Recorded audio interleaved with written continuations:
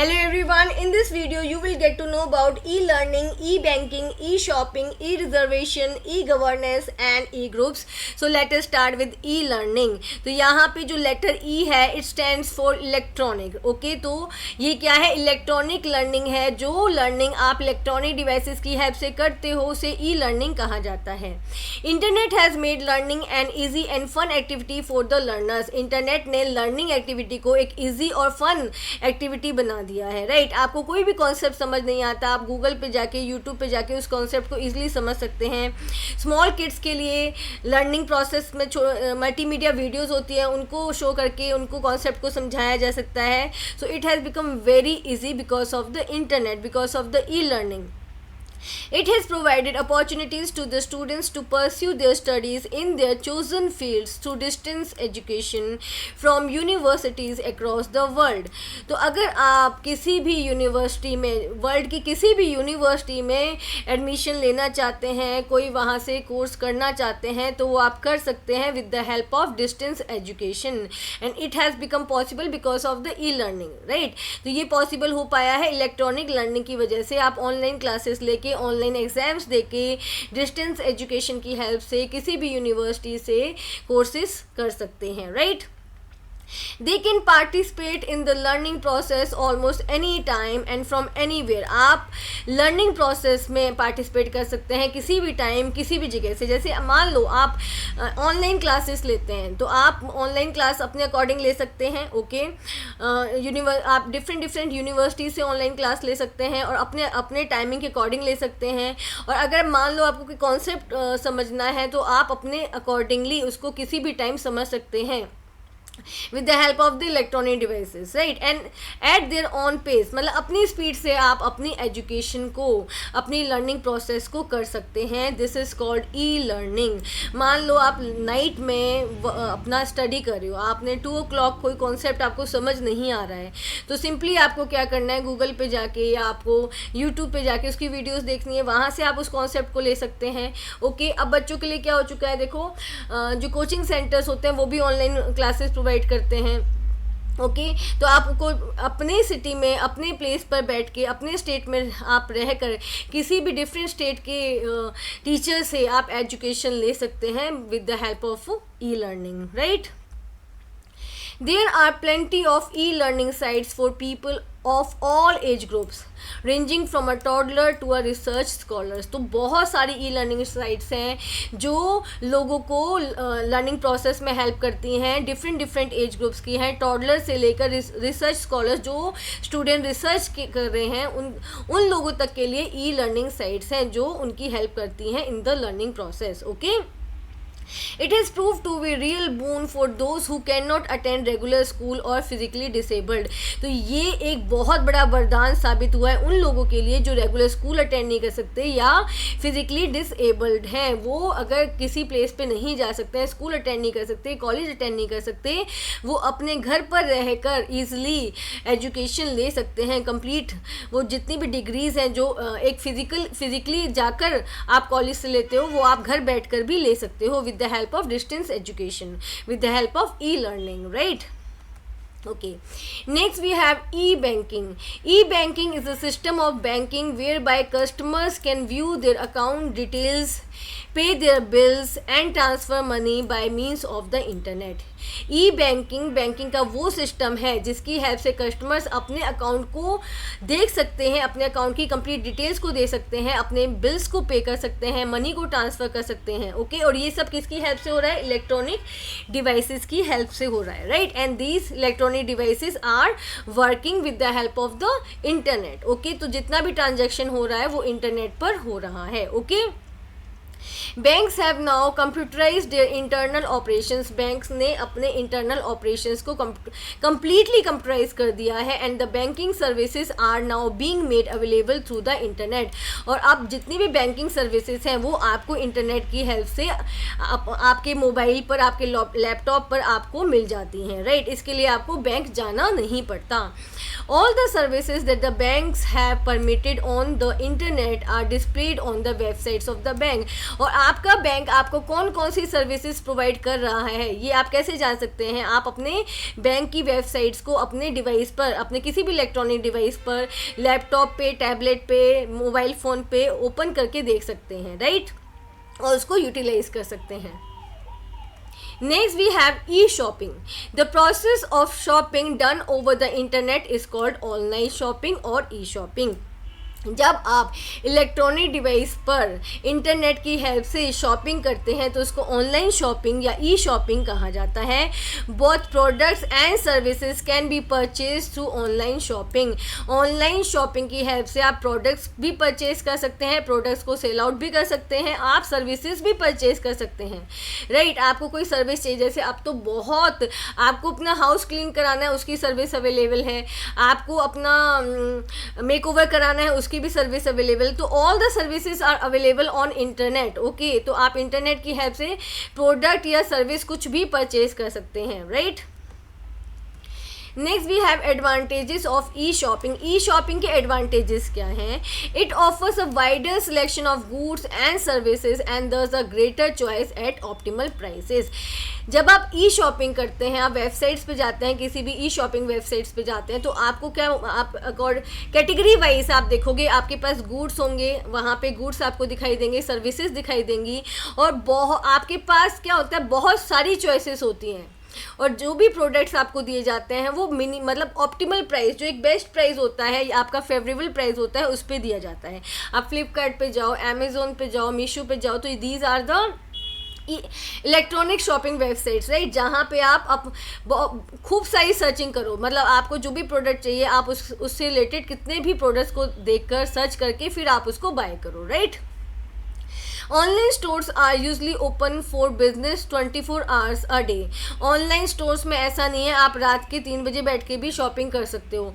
अगर आपको online stores की बजाय अगर आपको जाना पड़े, मैनुअल स्टोर्स पे जाना, मैनुअली आपको जाना पड़े, तो क्या होगा, एक लिमिटेड टाइम है आपके पास। बट अगर आप बहुत ज़्यादा बिजी हैं तो आप ऑनलाइन स्टोर्स पर किसी भी टाइम पर 24 आवर्स में किसी भी टाइम पर शॉपिंग कर सकते हैं। E shopping is helpful in avoiding crowded malls. तो ई शॉपिंग से क्या हो रहा है, ये आपको हेल्प कर रहा है अवॉइड करने में क्राउडेड मॉल्स, मतलब जहाँ पे बहुत ज़्यादा भीड़ होती है मॉल्स में, okay. Waiting in long queues, आपको लंबी क्यूज़ में नहीं लगना पड़ेगा। And the problem with the parking, और जो पार्किंग की प्रॉब्लम होती है वो आपको फेस नहीं करनी पड़ेगी, right. There are a number of sites over the internet that facilitates e-shopping। तो बहुत सारी वेबसाइट्स हैं इंटरनेट पे जो ई शॉपिंग की फैसिलिटी प्रोवाइड करती है, जैसे अमेजोन हो गया, Future Bazaar, ebay.com, and there are number of websites, okay, जहाँ से आप ई शॉपिंग कर सकते हैं। Now we have disadvantages of e-shopping. You cannot smell, touch, taste or try out what you are buying. आप जो भी बाय कर रहे हैं, जो भी प्रोडक्ट बाय कर रहे हैं, उसको आप स्मेल नहीं कर सकते, टच नहीं कर सकते, उसका टेस्ट नहीं ले सकते, ना ही उसको ट्राई आउट कर सकते हैं। अगर आप क्लोथ्स बाय कर रहे हैं तो आप उसको ट्राई नहीं कर सकते हैं। अगर आपने कोई परफ्यूम बाय किया है तो आप उसको स्मेल नहीं कर सकते हैं, राइट। तो these are some limitations of e shopping. Security of your payment and the data you provide for making the purchase may be an issue with some people. अब यहाँ पे मान लो अगर आप जेन्युइन ऐप से, वेबसाइट से पेमेंट कर रहे हैं, then it is feasible for you, मतलब उससे आपको कोई प्रॉब्लम नहीं है, ओके। बट अगर आपने ऐसी किसी वेबसाइट से कर दिया जो फेक है, या किसी ऐप से कर दिया जो फेक है, तो वहाँ पे आपकी पेमेंट क्या होगी, वो हैक कर लेंगे, आपका पैसा मारा जाएगा, right, okay. Next is e-reservation. E-reservation refers to the online reservation in a flight, train, hotel or in a theater to watch a movie using the internet as the medium. जब आप online reservation करते हैं, flight ticket, train ticket, hotel rooms, okay, theatre seats for watching the movie, तो ये क्या है, आपका ई reservation है। यहाँ पे आप मैन्युअली जाके रिजर्वेशन नहीं करा रहे हैं, आप रिजर्वेशन करा रहे हैं with the help of your electronic devices. अपने प्लेस पर बैठ के आराम से आप कोई भी टिकट का रिजर्वेशन करा सकते हैं, right. The E reservation facility liberates us from the task of visiting N airline office और द रेलवे रिजर्वेशन काउंटर। तो ई रिजर्वेशन की फैसिलिटी से हम फ्री हो चुके हैं, हमें जाना नहीं पड़ता एयरलाइन ऑफिस में या रेलवे रिजर्वेशन काउंटर पर टिकट खरीदने के लिए etcetera, to reserve our journey tickets, right. तो आप अपने आराम से पहले आप ई रिजर्वेशन करा लो, आप सिंपली जाके फिर ट्रैवल करो। आपको प्रायर टू योर जर्नी आपको जाना नहीं पड़ता, ना तो एयरलाइन ऑफिस, ना ही railway reservation counter. Okay, this facility has proved to be of immense help to the people who want to undertake planned tours to visit distant places। तो ये फैसिलिटी उन लोगों के लिए बहुत बड़ी हेल्प है जो बड़े बड़े विजिट प्लान करते हैं पहले से ही, डिस्टेंस प्लेसेस के, बहुत फार ऑफ प्लेसेस के विजिट प्लान करते हैं, right. Now we have e-groups. An e-group refers to an online community where people discuss on topics of common interest। e-groups वो online community है जहाँ पे लोग common topic पर discussion करते हैं। A message posted in such a discussion is known as post। और जो message post किया जाता है discussion में उसे post कहा जाता है, right। All the posts are listed together on a discussion board। discussion board पर सारे के सारे messages जितने भी लोगों ने post किए हैं वो display कराए जाते हैं, list कराए जाते हैं, which is visible to all the members of the group. जो ग्रुप के जितने भी मेंबर्स हैं सबको दिखाई देते हैं। Many portals allow us to create e groups like groups.google.com। बहुत सारे पोर्टल्स हैं जो आपको ई ग्रुप्स बनाने में हेल्प करते हैं, जैसे गूगल्स का क्या है, आप गूगल ग्रुप्स क्रिएट कर सकते हैं, okay. Next we have e-governance। e-governance expands to electronic governance। e-governance क्या है? electronic governance है is the integration of information and communication technology in all the processes of government। जहाँ पे गवर्नमेंट के जितने भी काम हैं, जितने भी प्रोसेस है, उसमें इंटीग्रेशन किया गया है, उसमें मिलाया गया है इंफॉर्मेशन एंड कम्युनिकेशन टेक्नोलॉजी को, ICT को, right, with the aim of enhancing government ability to address the needs of the general public.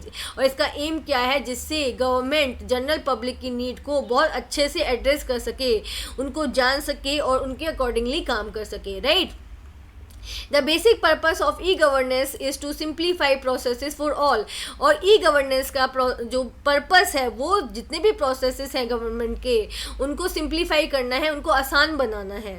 That is government, citizens, businesses etcetera at the national, state and local levels. Okay, तो जितना भी government के जितने भी काम हैं उनको national level पे, स्टेट लेवल पे एंड लोकल लेवल पे ईजिली एक्सेसिबल बनाना, लोगों तक पहुंचाना, राइट, लोगों को समझाना। तो ये किसकी हेल्प से होगा? ई गवर्नेंस की हेल्प से होगा। In short it is the use of electronic means to promote the good governance. तो यहाँ पे ई गवर्नेंस क्या है? गवर्नमेंट अपने जितने भी काम कर रही है उसमें इलेक्ट्रॉनिक डिवाइसेस की हेल्प ले रही है जिससे कि वो एक गुड गवर्नेंस कर सके, right. It is the implementation of information technology in the government processes and functions so as to cause simple, moral, accountable and transparent governments। तो यहाँ पर गवर्नमेंट प्रोसेसेस में इंफॉर्मेशन टेक्नोलॉजी को इम्प्लीमेंट किया गया है, उसको डाला गया है जिससे कि जितने भी गवर्नमेंट के जो फंक्शंस हैं वो ईजिली हो सकें, राइट, वो ट्रांसपेरेंट तरीके से हो सकें। जहाँ पे देखो आप RTI लगाते हो तो आपके पास पूरी इन्फॉर्मेशन आ जाती है, आप गवर्नमेंट के किसी भी काम के लिए RTI लगा सकते हैं, ओके। और आजकल गवर्नमेंट ने हर प्रोसेस को ऑनलाइन कर दिया है, आप ईजिली उसको देख सकते हैं, समझ सकते हैं, right.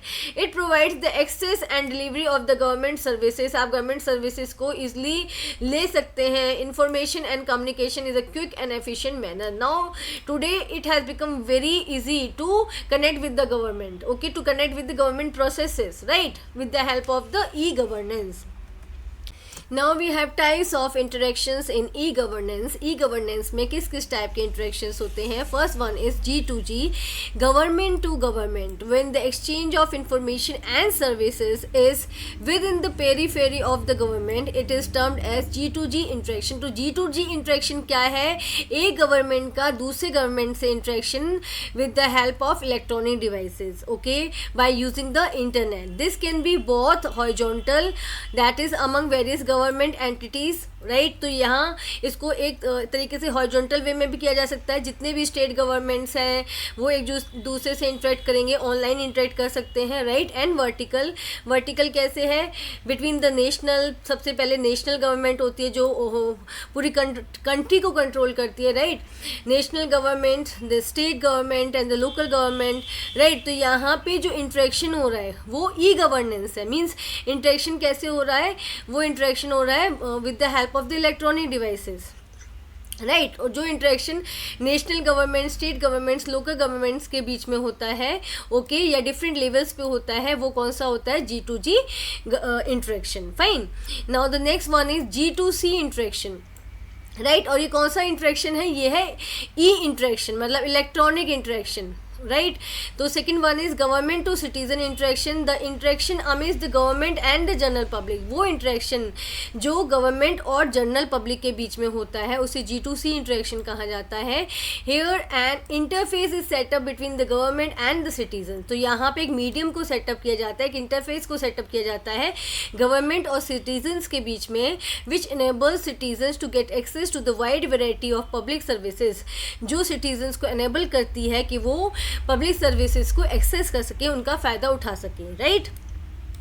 The citizens have the freedom to share their views, citizens को फ्रीडम दी जाती है कि वो अपने व्यूज़ को शेयर करें, and the grievances on the government policies any time anywhere, और वो गवर्नमेंट पॉलिसीज़ को लेकर अपने ग्रीवेंसेस, अपनी नाराज़गी को भी वो शेयर कर सकते हैं, ओके, किसी भी टाइम पर और किसी भी समय पर, राइट, और किसी भी जगह से, राइट। तो this interaction is government to citizen interaction. Now the next one is government to business, that is G2B. In this case, the e-governance helps the business class to interact with the government seamlessly, right? तो ये कौन सा interaction है जहाँ पे government और business class के बीच में डायरेक्ट इंटरेक्शन होता है by with the help of the electronic devices, online interaction आप कह सकते हैं, okay. It aims at saving time, cost and establish transparency in the business environment.